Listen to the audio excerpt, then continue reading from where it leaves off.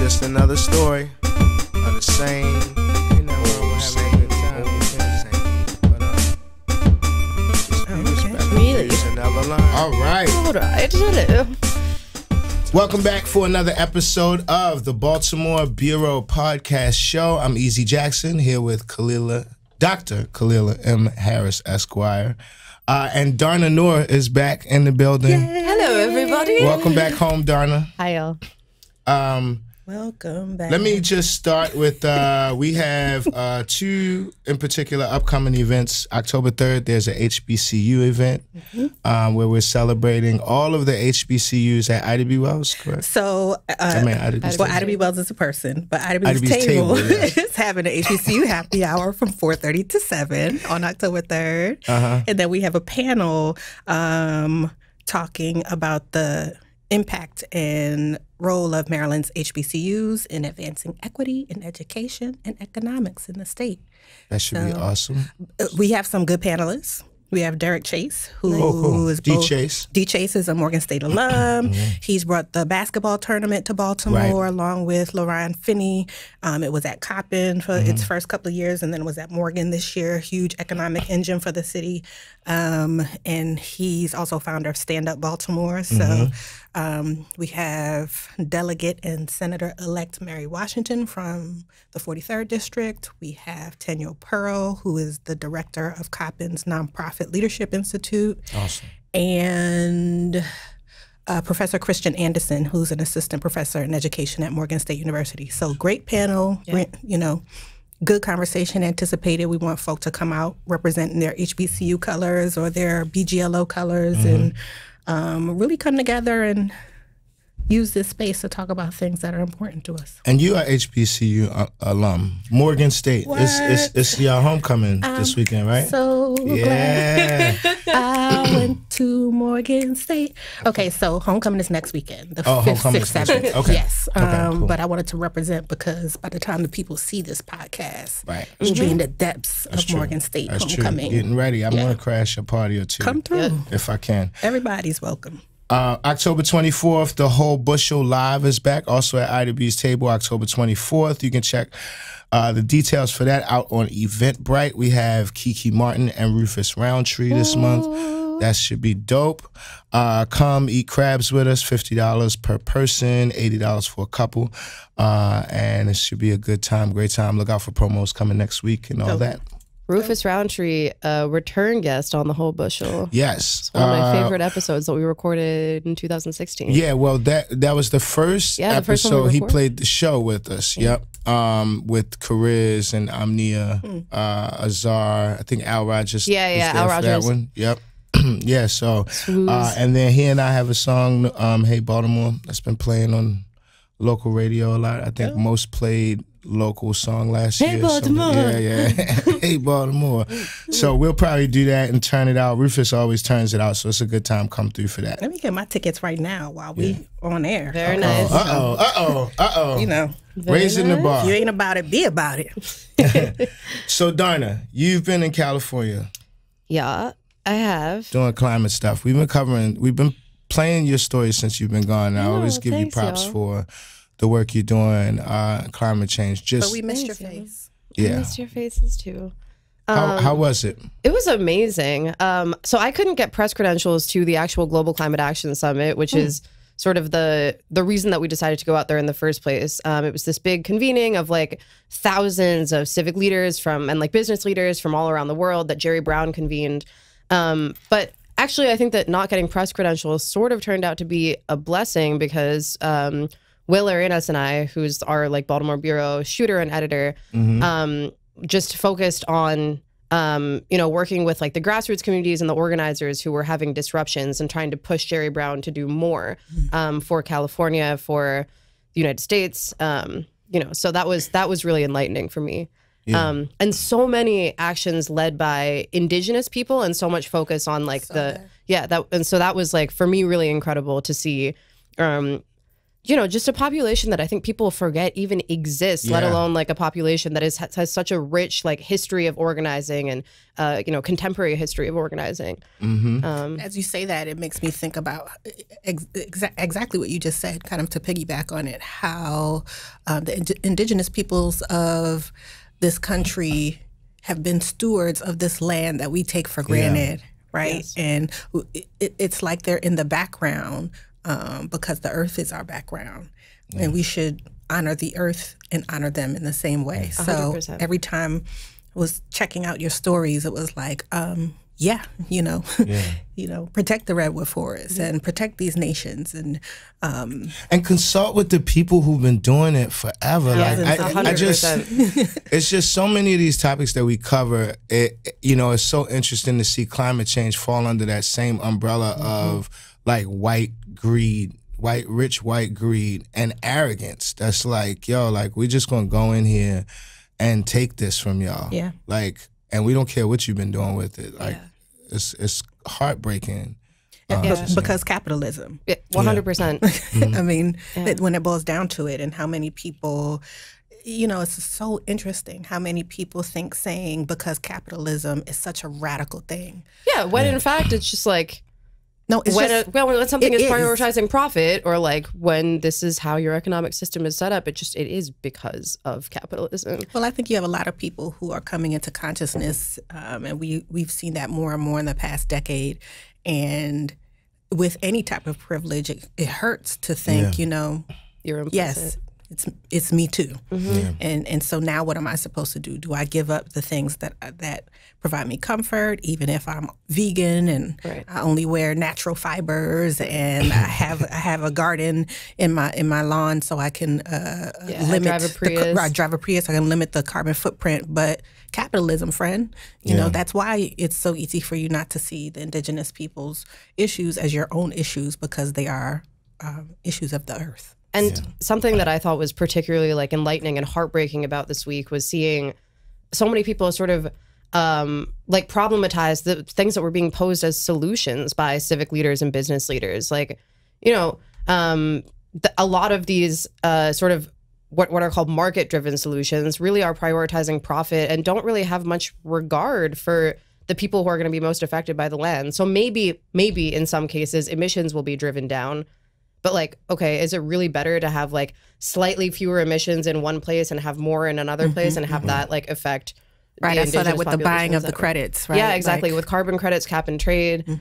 So, but yeah, a really, really inspiring week as well. What did you, I mean, you just gave an example of it, but what most significant thing do you hope people took away from the reporting? What either solution or issue that might not be amplified in the way it needs to? I think, well, one big theme that really resonated with me was to sort of think about what you're saying when you talk about a scalable solution, because so many people were putting forth place-based solutions. I mean, even like solar and wind, which I think are sort of uncontroversially, supported by people all over the spectrum in terms of, environmentalists, just like, even like, some conservatives are into more wind and solar. But even there, like, pay attention to where you're putting the solar panels and the wind farms, because you don't want to displace people when you're like coming in with a big climate solution. So really, I think thinking place-based is a big important part of like what kinds of solutions I think we need, which is hard, I think, sometimes to conceptualize because climate change is such a global problem and impacts like the entire world altogether. But the solutions, I think, can, if you're not careful and if you're not conscious about this, can just sort of replicate the same sorts of racist and colonial and like classist systems of moving that we've been seeing through the history of the whole world. So I love that you use that word of scalability, because sometimes people think they sound so cutting edge when they're like, is that a scalable solution? And I try to push and ask, what do you mean by scalability? More of it, or breadth of it, depth of it? What do you mean by scalability? 100%. And I think what people mean sometimes is impacts more people, but impacts how? Right. 100%. So, yeah, for sure. All right. Well, I think you're doing awesome work covering it. I'm learning so much from it. I always I'm say, also like, learning so much covering it. Yeah, and it's cool. It's interesting stuff that I think we should all be paying attention to for sure. All right, let's get into our stories. The first one is a recap. For those of you that have been listening or following the Baltimore Bureau podcast, we have been covering the governor's race. Eze Noor has a recap here of the 2018 Maryland governor debate between Larry Hogan and Bernie Sanders back Democrat Ben Jealous as they square off in the only debate in the race for Maryland governor. Let's check this out. Maryland's Republican Governor Larry Hogan and his Democratic challenger Ben Jealous, former head of the NAACP, squared off for their only scheduled debate on Monday, September 24th. The race can be interpreted as a referendum on the status quo in Maryland on issues like school, health care, the economy, and jobs. Jealous needed a big performance in the debate after a poll last week showed him down by 22 points in the heavily Democratic state where he's faced a multi-million-dollar barrage of attack ads. The same polls did show voters do embrace elements of his platform like a $15 minimum wage, Medicare for all, and increased criminal justice reform. The first question of the debate touched on stagnant wages under Hogan's tenure. Although the economy has rebounded and wage growth remains stagnant in Maryland, many people across the state have not seen their paychecks grow. What specific policies would you enact to grow the private sector and to raise wages? Well, first of all, wages are up in Maryland all across the board, up 9%. So that you're not right on the facts there, Ovita. But look, I have my entire focus of my governorship has been to grow the economy, to put more people to work, and to turn our economy around. Wages have grown at every level. More people are working. My first year as governor, we got more people hired than any other time in the past 15 years. Actually, I think that Ms. Wiggins is right on her facts, Governor. No, I don't think so. We have the lowest job growth and lowest income growth in the region. That's not true. If we had the job growth of Virginia, sir, if we had the job growth of Virginia, we'd have 40,000 more jobs right now. Here's the punchline, sir. Virginia's job growth is lower than the national average. Studies have shown there's 49 states with a positive outlook on the economy for in this country in the next year. We're not one of them. A recent report found that 1 in 3 Maryland residents are struggling to make ends meet. One of the most contentious back and forth, which dealt with criminal justice reform. Hogan accused Jealous of wanting to release violent prisoners, and Jealous accused Hogan of race baiting.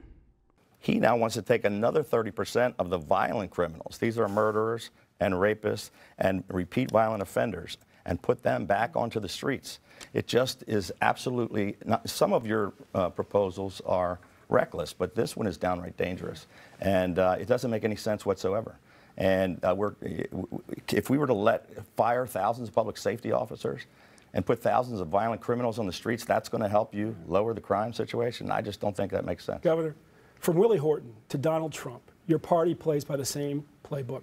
We see it on the hateful ads that you've been running now for months. You try to scare people, sir, because you don't have a plan. And when you don't have a plan... Wait. I just said our plan was recognized as the best in America. Yeah. We've already accomplished it. That was the Democrats' plan that was passed, that you had to sign because there was a supermajority. No, that's not true. We actually introduced it and worked very hard to get everybody on board. As has happened so many times. Referencing ads used by George H.W. Bush against a challenger. This not only opposes the death penalty, he allowed first-degree murderers to have weekend passes from prison.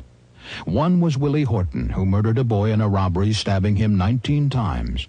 Despite a life sentence, Horton received 10 weekend passes from prison. Horton fled, kidnapped a young couple, stabbing the man and repeatedly raping his girlfriend. Hogan was also asked about woeful mass transit in Baltimore and canceling the Red Line.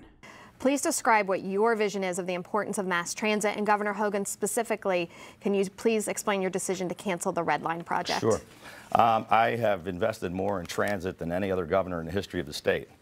We just put up a proposal that we finally got Virginia and D.C. on board to save Metro. We're moving forward on the $5.6 billion Purple Line project. My plan is balanced. We have $15 billion in transportation improvements. We put $3 billion into Baltimore City. If you take Larry Hogan's approach to transit, you turn it on its head, you get pretty close to mine. He wants us to have big, fancy, privatized lanes for rich people that you can pay $45 at peak times to try to get on there like they do down in Virginia. What he doesn't want to do is invest more in MARC, invest more in Metro, make it run more often and longer and extend the lines out. And for the Baltimore region, he killed the red line. We had $900 million, worked for 10 years of people of the city, people of the region to get that going, and you took it away. Disparity in educational outcomes was a key theme throughout the debate, although neither candidate addressed the greater predictor of test scores, parental income and poverty. And thank you for that question. Over the last 4 years, our schools have fallen in the national rankings. Every year Governor Hogan's been in office, they've fallen from 1st to 6th. And what has he done? He's toured the state with Betsy DeVos and sent millions of dollars to private schools in the form of vouchers while cutting funds for our schools, almost $100 million. And now we're seeing the fruit of that. The majority of children in our state are not proficient in reading or writing or math. The best way to close that achievement gap is to make sure that there's a high quality teacher in every classroom. And that's why I have proposed for us to increase teacher pay 29% over 7 years so we can recruit and retain the best teachers in the country. Well, I believe very strongly that every single child in our state deserves access to a world-class education, regardless of what neighborhood they happen to grow up in. And that's what we've been focused on for 4 years. Why we put $25 billion into K-12 education. No governor in the history of the state has ever invested more. We went over and above the legislatively mandated formulas and put more money in spite of declining school populations because we think we need to reinvest in our kids. I've also proposed a lockbox to make sure that all the casino revenues go directly, $4.4 billion more goes into the schools. If we have record funding, why don't we have record results? If we have record funding, school construction, why were the kids freezing last winter? Why were they broiling this fall? Jealous made an inaccurate claim that Maryland schools have dropped from 1st to 6th over Hogan's tenure. As the Baltimore Sun reports, it would be more accurate to say schools have dropped from 3rd to 6th.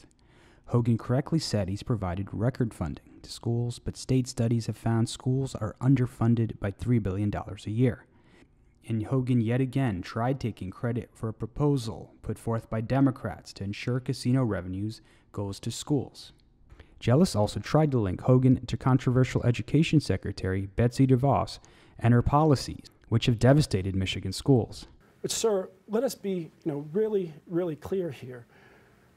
Our kids suffer when our leaders don't lead. You keep sending money to private schools in the form of vouchers and touring around with Betsy DeVos, and you don't put a plan on the table. She asked you for a specific plan. Please tell us what your plan is. Okay, great. Well, thanks. There's a number of things I'd like to address in that. Let's talk about Betsy DeVos first. Betsy DeVos is the Secretary of Education. She came out to a school in Montgomery County to read books to kids. I sat there in a 1st grade class and read books to kids. I've been with the last 3 education secretaries, 2 of them under President Obama, 1 under President Trump. We weren't going to just tell her she can't come into our state to read with kids. In 2015, Hogan did attempt to bring DeVos-style reforms to Maryland. Another question dealt with stagnant economic growth in the Eastern Shore.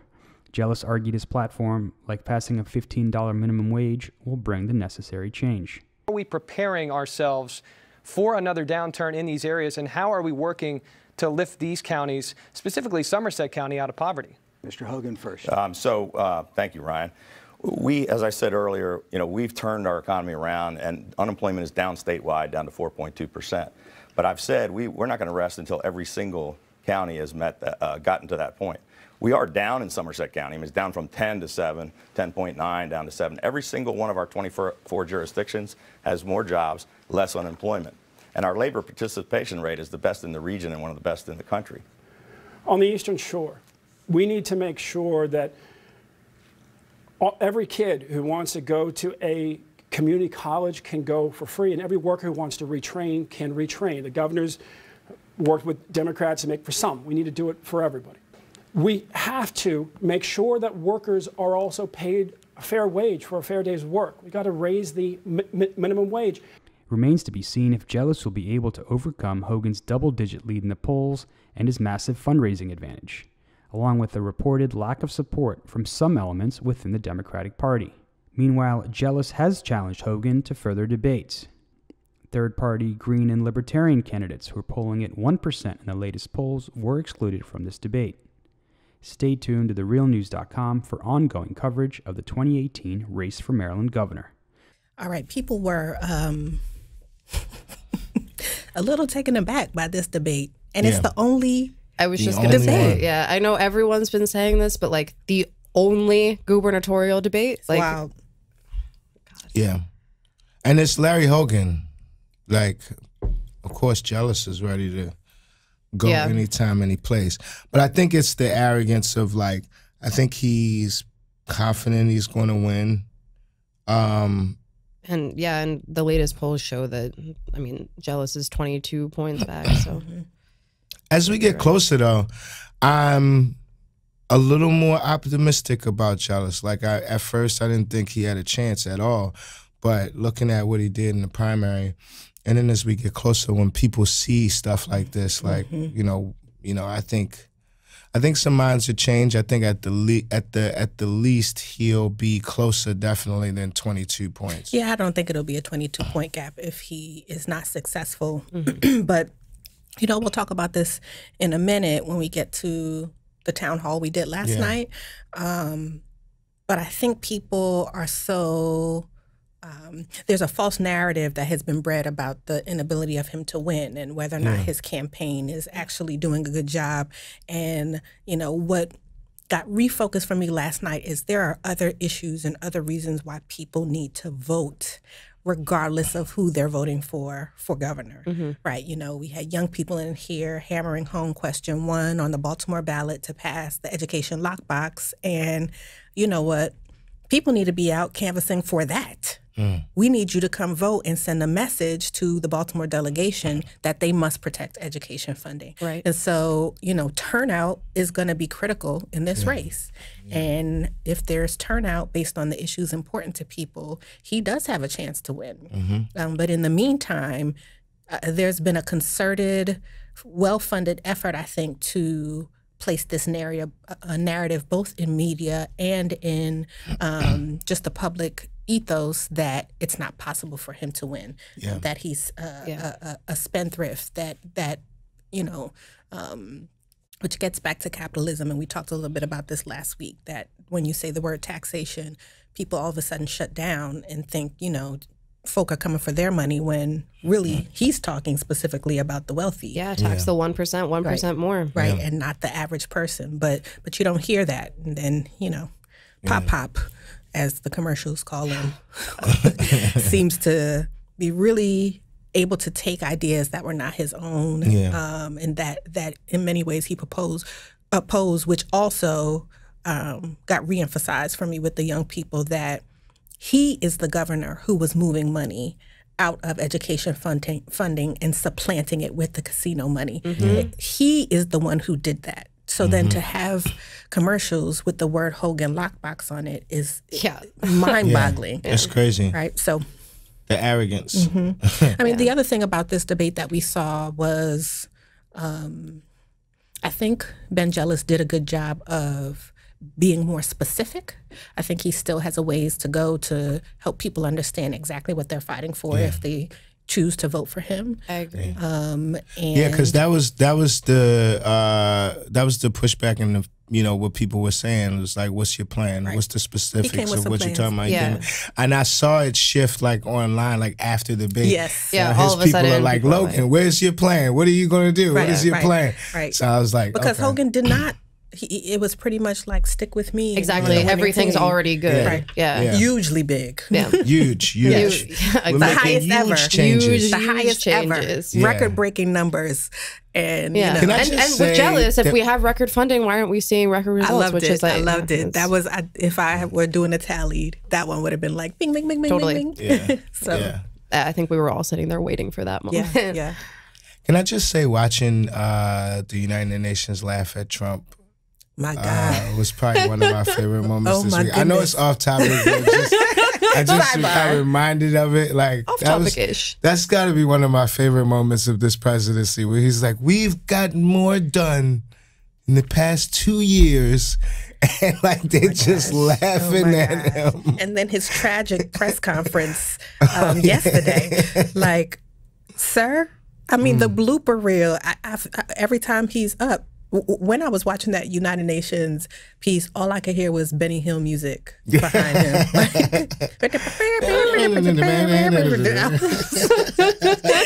Do you hear them laughing at you, sir? Oh my God. I will say, I think though that like Hogan does this, Trump does this, but there's also, I don't want to just be like the real news take is always that like the Republicans are bad, but the Democrats have also done bad. Like, I'm not just trying to say that, but I think that the entire narrative from both parties and from all kinds of politicians that like everything has been good, let's just stick to the way it is so tone deaf. It's the same thing that Hillary Clinton and Obama did in Philadelphia right before Trump won the election. Like you see Hogan doing it now, Trump doing it, saying you see the Democratic Party in the state of Maryland doing it. Oh yeah, vote for the Democrats, whichever like, one. Excuse me, there is a specific Democrat running, and you guys must not be. Well, you can't hear the people saying to you, why aren't you speaking up about our actual candidate? Right. And, you know, it sounds like they're saying something positive, right? Like vote for the Democrats. But you all are glaringly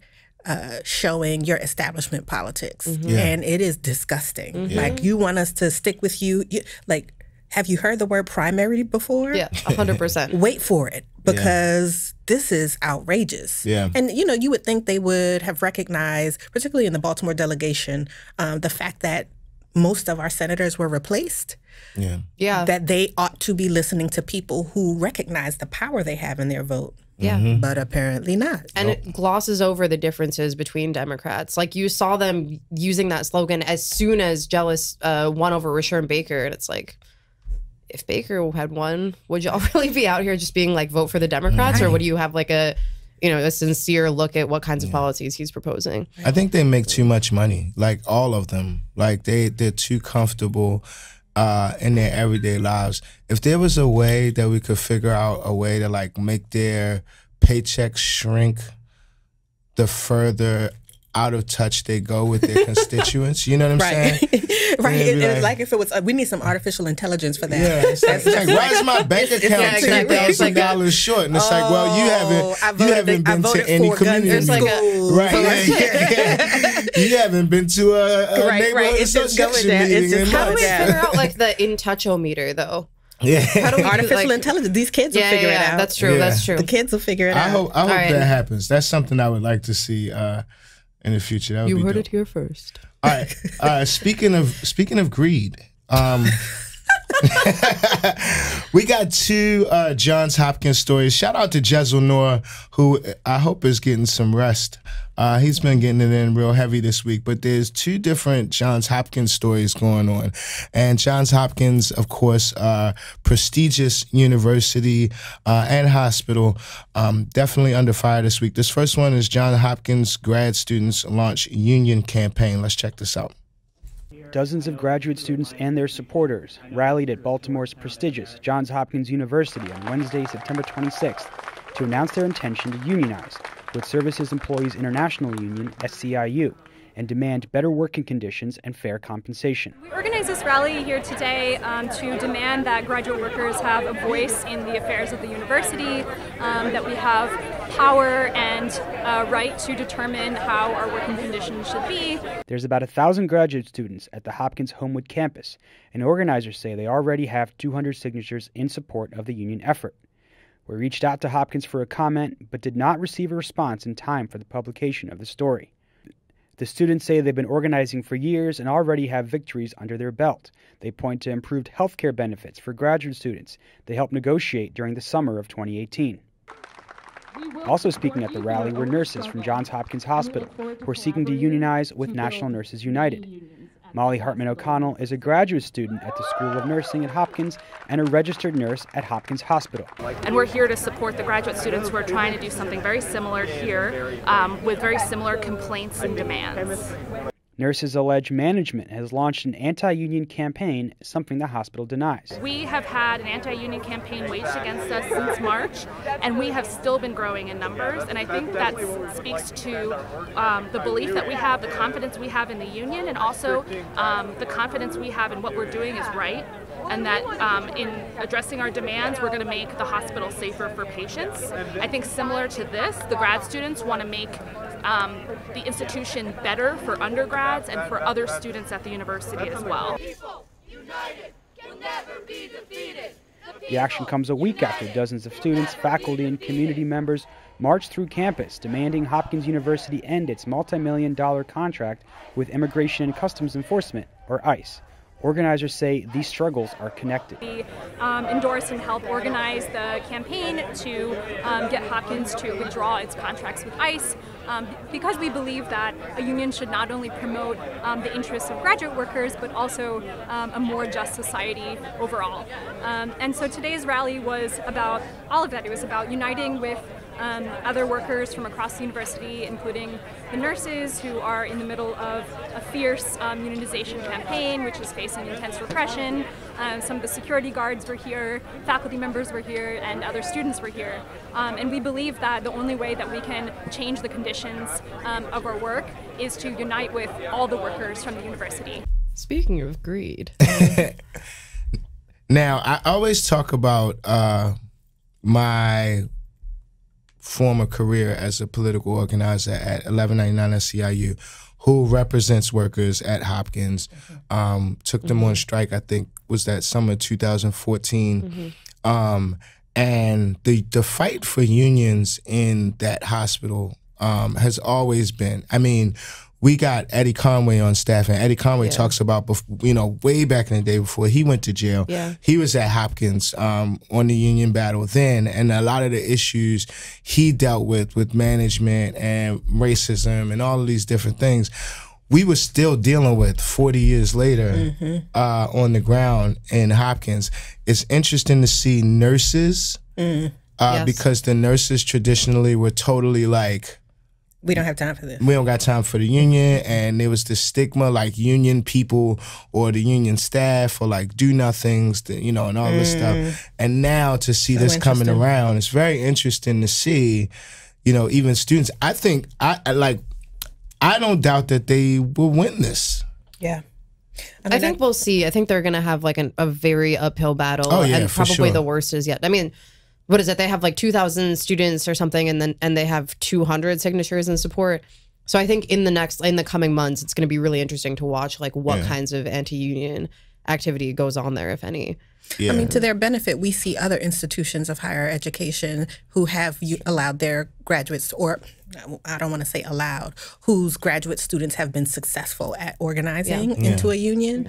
You know, it's hard when you are trying to balance relationships with faculty, make sure your research is being put out there, and the university has such influence over that, to also be saying, you don't do what you're supposed to do, and you need to give us rights to be able to live sustainable lives here. Right. And interestingly, this unionization battle in many ways mirrors the tensions between the community and Johns Hopkins. 100%. Right? You're supposed to be our benevolent benefactors, yet we're saying to you, you are an oppressive existence in our community. So it will be interesting to see how far they get. And it is good that there is precedence, right? Like they're not the first set of graduate students seeking. Agreed. And I think that some of them have been in talks with other schools and stuff.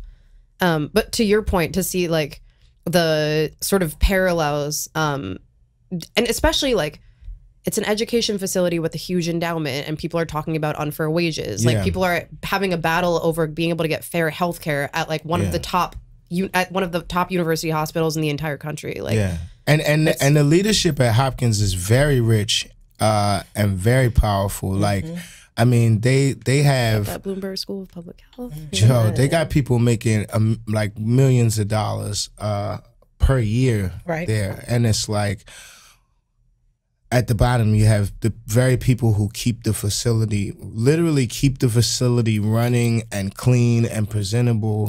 Struggling for wages. Like, if that doesn't speak volumes to you, I don't know what can. Especially when your endowment will cover the cost of the institution for time immemorial. Right? It's not like we have an endowment. It's like endowment forever.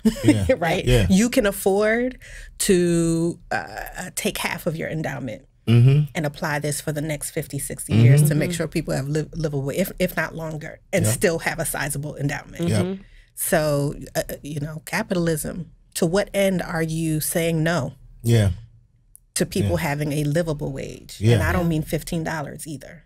And what's the problem? Like, what is the problem with doing that? Other than, maybe it might risk your raise, but it's not like, in order to do this, we're going to have to take anything from anybody. Right. You won't. The money is there, and it's going to be there. Like, it's going to continue to be there.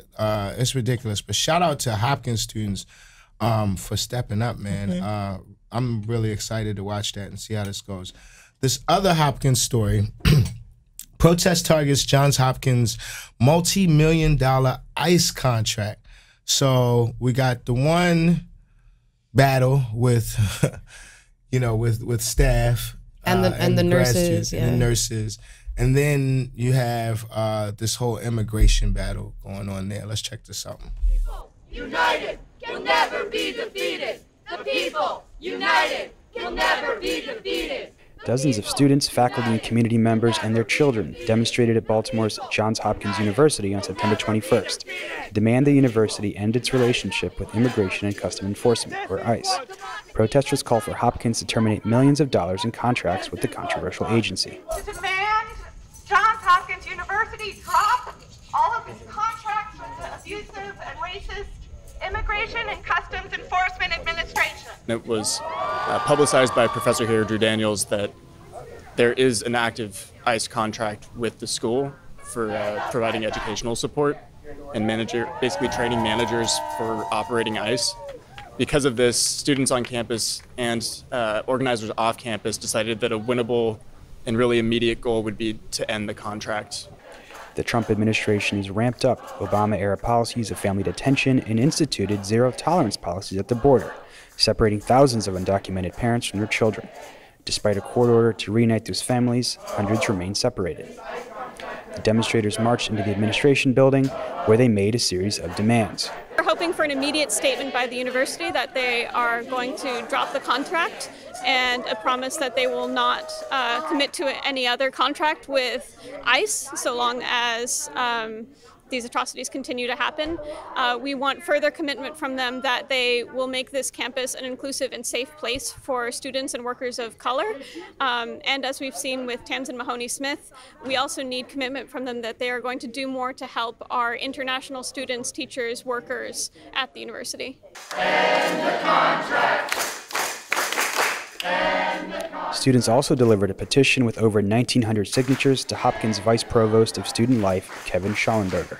Hopkins' proposal, the private police force, shows that lack of protection continues and is evident in many ways. So really this is all part and parcel of Johns Hopkins' legacy and continuing practices of being a white supremacist institution in Baltimore as a community, and also being extremely unwelcoming to students and workers of color. Hopkins declined to give us an interview, instead sending us a statement saying they, quote, seriously the questions raised in the petition and welcome the debate that such issues should engender. But Hopkins faculty and students said they would only be satisfied by Hopkins immediately cutting its ties with ICE. I think that Johns Hopkins has a real chance to have some moral leadership here on this issue, and the way that they've been dragging their feet about these contracts with ICE, the argument that nobody was paying attention to these contracts before, so why not just continue them, I find to be a really disingenuous argument. And I think that the administration here has a real chance to really stand up for its students, its faculty, people who are in the immigrant community here in Baltimore. I think Hopkins takes a leadership role on so many issues, and not taking one on this is a real shame. Over the past year, thousands have taken part in protests against Trump administration immigration policies. We're seeing now are coming from places in Central America, especially Guatemala, El Salvador, Honduras, places that have long histories of intervention and terrible policies by the U.S. government. And so the destabilization that the United States perpetrated in these countries going back to the 1980s, in some cases all the way back to the 1950s, really makes it so that there is a moral obligation here between what our government has done and why these countries are so dangerous, why families are fleeing gang violence and narco terror in these places. Those things have roots in policies that the United States government has has put in place over decades. And so now closing our doors to the people who are the victims of those policies is just unconscionable. And as the Real News has previously reported, immigrant rights advocates say they support Democratic nominee for governor Ben Jealous over incumbent Republican Governor Larry Hogan, saying policies he backs further criminalize immigrant communities. Yeah, I like the point that one of the assistant professors makes in this one, Christy Thornton, where she's like, you know, the policies that have forced people to leave their countries and come to America are in fact policies of that, the United States that America has supported and implemented. And it's like, and then they get here and now it's like this big threat to run them out. It's like, yeah, you can't back a conflict, and this is set around the globe. Same thing in the Middle East. You can't back a conflict. You can't back a tyrannical leader. You can't back weapons trade, and not expect the human impact. Like drilling for oil. You know, you can't expect that those people should be running from the border. They're going to come to the border and say, "Please help me." You know, you made these policies and you supported these policies. I assume that you considered there might be some fallout. Will you help me? And then our answer is absolutely not. You know. Right. What do you mean? Right. Help you. Wait, what? Wait, what? So, you Pull know. yourself up by your bootstraps over there. Oh, there we go with the bootstraps of the missing boots. So, you know, I also thought that was a resonant point that she was lifting up. And yet it gets back so much to many of the points that we see and many of the issues that we see in this country, particularly as it relates to national security. So it's not even just immigration, but also our ability to protect our borders broadly from people who do seek to do us harm, and unwillingness to acknowledge what roles we've played in creating those tensions. And acknowledging that does not mean the United States is a bad place. It does not mean we don't love our country. In fact, I think it's quite patriotic to acknowledge the sacrifice that soldiers make to fight for us. And frankly, the sacrifices they make to support policies that further put us, further put us in harm, put them in harm. And so it is unpatriotic to say, you know, everything's great. I didn't see that. I don't know about that. Right? Was it James Baldwin who said, "I love America, and for that I reserve the right to criticize her fears"? Absolutely. And so we can't get to resolution without stating the problem. And it is a problem that there are a number of children who remain pulled away from families and they don't know where those families are. Or that their families remain were deported without due process, that they are not able to seek asylum, that we are capping the number of refugees we'll take in a way that is not comparable to the commitments that other countries who are bearing the brunt of our policies in other places are. So for, again, an institution like Johns Hopkins to have any of that endowment money or any of their operational dollars tied to a policy that is globally disruptive is a problem. What trips me out is that none of these people who are cracking down, call themselves cracking down on immigration, very few of them are, I would say none of them are natives to the land. Like that's, you know, it's simple, but it's like, I don't know why I keep saying this word arrogance today, but it is like, it's really like, it's the biggest form, biggest example of arrogance I've ever seen. I mean, these people are Irish and Italian descendants, you know, whose families came here, and, you know, granted, helped build this country. But a lot of the immigrants coming here now are coming to contribute to society, to contribute to this country.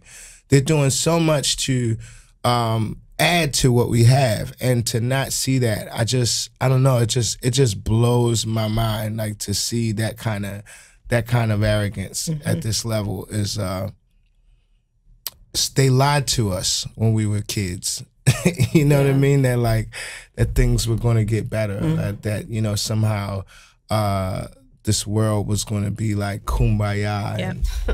I loved not to get kumbaya, but in the previous story, Samantha Agarwal, who's a grad student at Johns Hopkins, who, like, full disclosure, is kind of a friend of mine, mentioned that, you know, she saw these fights as connected. The grad students fight to unionize, the nurses fight to unionize, like the fight against the ICE contract, because it's really only like uniting everybody. It's uniting all workers and like, you know, people like taking that moral conscience and pushing for the best that you can possibly have in your university and your hospital. That's going to make change with things like this. Yeah. So calling for the end of that contract while you're also fighting for rights that impact your life directly, I think is, you know, pretty incredible to watch. Yeah. I'm so proud of the Hopkins students. They've changed my mind. I think they've been hanging out at the Crown too much. I mean, these are the same young people who were not too much. Just keep coming. Yeah, keep coming. Same young people who were, you know, opposing a new police force on their campus. So I love how conscious they are of being members of the community and the surrounding neighborhoods around the Homewood campus. And I just feel like it's historic to watch because being a Baltimore boy, like I just have always seen Hopkins students as being in their little bubble and not really caring or paying attention to what was going on in the community around them. And I always felt like, wow, like y'all came to Baltimore and you're just in this Hopkins bubble. But it seems like this group is totally not they're like totally breaking out of that. Our youngest millennials, older Gen Zers are really setting the pace for not putting your head in the sand when it comes to your privilege, and I love it. Speaking of which, education. We had our education town hall last night. Part two. Yes. How was that? You know, first of all, I love some young people, boy. They will always give you energy. We had Dr. Sonia Santelises came out, our CEO of Baltimore City Public Schools, Senator Bill Ferguson. Our kids go to the same school. Nice. Yep. Senator Ferguson from District 46 and also Delegate Brooke Learman from District 46 came out representing the Baltimore delegation. You know, it was a great conversation and it was great for folk to be talking to one another as equals, right? Dr. Santelises was not there on a panel as an expert, nor were the other elected officials. I mean, she used the words, "You need to hold me accountable for the things that we're talking about." And I think also the most critical piece, which is why we're doing it, is that solutions were surfaced. Again, a refocusing on question one. And protecting the dollars from the casino revenue that are supposed to be allocated to supplement education funding as opposed to supplant it. Had a young woman from the intersection named Nina who was talking, you know, she surfaced it and I said to her, well, do you know what the status is? And she says, uh-oh, you're putting me on the spot. But she knew the policy. And so being able to say to her, it is on the ballot in November. And she was like, I learned something today. And then I said, well, do you know which, what thing is mandated by the Maryland Constitution? What one thing? She's like, I don't know. And I said, it's education. It is the only mandate of the Maryland Constitution. She was like, well, I learned something new today. So, you saw the wheels turning in her head. Yes, totally. So, you know, a lot of that was happening. You know, we had Christina Duncan Evans, who is former teacher, current librarian in Baltimore City Schools. She's also one of the organizers and leaders with the Baltimore Movement of Rank and File Educators Caucus. And she did some teaching because she talked about the fact that the young people in the room, their parents voted for Thornton Commission dollars, for casino dollars in 2008. But the current lockbox legislation means that money is not scheduled to hit schools until 2022. Out of school altogether. They will be out of school. They will have not been able to access casino dollars as a supplement to their education for their entire education. So 2008 to 2022. And I have to say, I think everybody in the room, when she just was so able to clearly articulate that, did a Who else can I get to come vote? Who can I get to? And speaking of, October 16th is the last day to register if you are eligible to vote and would like to vote on November 6th. So let's get everybody out there. Each one, teach one, take somebody. Make sure you get these young people who are 18 years old or will be 18 by November 6th to register. Principal Dr. Khalilah Harris just came out. Come on. Each one, teach. Bye. Listen, I'm going to use these student loans until the wheels fall off. Right. But October 16th is a Tuesday, is the last day to get that registration in.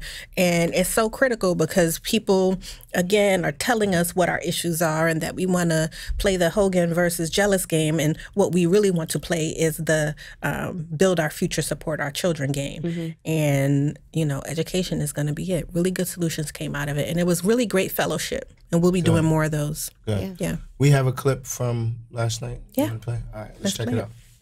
My main question is, this past summer that the intersection has been advocating for the lockbox fund because previously our funds have been misused.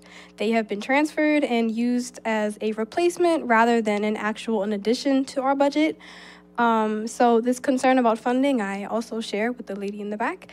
And more importantly, I'm sitting here as I went through and I looked at the facts and I was doing research. I sat there and wondered why it took us about 20 years to rethink the way that we go about education funding.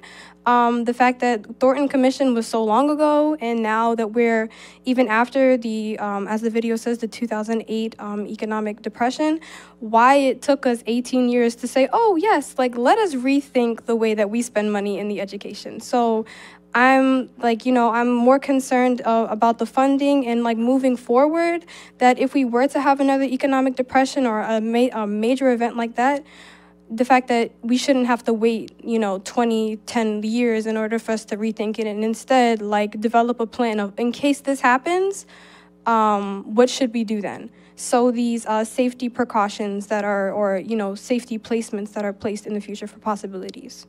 So I want to ask, do you know what the next steps are for the lockbox proposal? Geez, you put me on the spot there. On the spot. On the spot. Actually, right now I believe that we are still trying to get it. I think we're pressing for it to become a constitutional amendment so that it's a lot harder for it to be moved. But right now I believe that it's still going through the legal proceedings and it actually hasn't reached the point of us actually being able to vote. So I got to tell you something, Nina.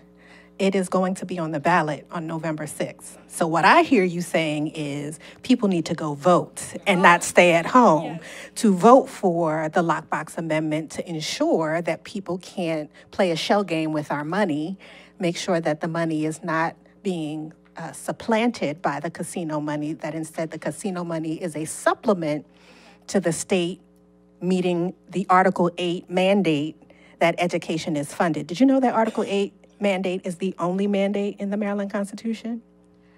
No, I did not. You just educated me. Look at that. And so I would think if something is supposed to be funded first, it would be the only mandate in the Maryland Constitution. Do you know what the article is? I actually don't. It's Article 8, remember? Yes, I know. Well, you just told me it was Article 8. So what do you want people to do about the lockbox?